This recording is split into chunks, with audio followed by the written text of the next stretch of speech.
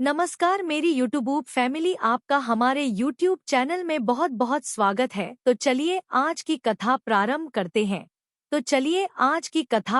करते हैं। आमल की एकादशी 20 मार्च 2024 को है। इस दिन आंवला और विष्णु जी की पूजा का महत्व है। आमल की एकादशी व्रत से धन, समृद्धि और गौदान के समान पुण्य देता है। जाने ये कथा फाल्गुन माह के शुक्ल पक्ष की आमल की एकादशी 20 मार्च 2024 को मनाई जाएगी। वैसे तो ये व्रत भगवान विष्णु को समर्पित है, लेकिन इस दिन आंवले के पेड़ की पूजा करने का विधान। कहते हैं आमल की एकादशी व्रत के प्रभाव से साधक जन्म मरण के बंधन से मुक्ति पाकर विष्णु लोक को प्राप्त होता है। पुराणों के अनुसार आमल की एकादशी का व्रत करने से 1000 गोदान के फल के बराबर पुण्य प्राप्त होता है। मां लक्ष्मी की कृपा प्राप्त होती है। जाने आमल की एकादशी की कथा।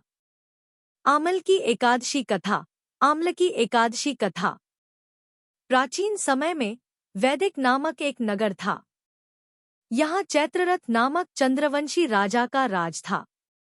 नगर में ब्राह्मण, वैश्य, क्षत्रिय, शूद्र चारों वर्ण के लोग प्रसन्न रहते थे। नगर में सदैव वेदध्वनि गूंजा करती थी। इस नगर में सभी विष्णु भक्त थे और एकादशी का व्रत जरूर करते थे। एक बार फाल्गुन शुक्ल एकादशी आई, सभी ने पूजा कथा कर रात्रि जागरण किया। तभी वहां एक शिकारी भी आ गया, जो महापापी और दुराचारी था। शिकारी ने अनजाने में किया एकादशी व्रत। भगवान विष्णु की कथा तथा एकादशी महात्म्य सुनने लगा। इस प्रकार उस बहेलिये ने सारी रात अन्य लोगों के साथ जागरण कर व्यतीत की। अगले दिन वह घर गया और भोजन करके सो गया। कुछ दिनों बाद उसका निधन हो गया। शिकारी के अनेकों पापों के कारण वो नरक का भोगा बनता, लेकिन उससे अनजाने में हुए आमल की एकादशी व्रत के फलस्वरूप अगला जन्म राजा विदुरथ के यहाँ लिया। उसका नाम रखा वसुरथ।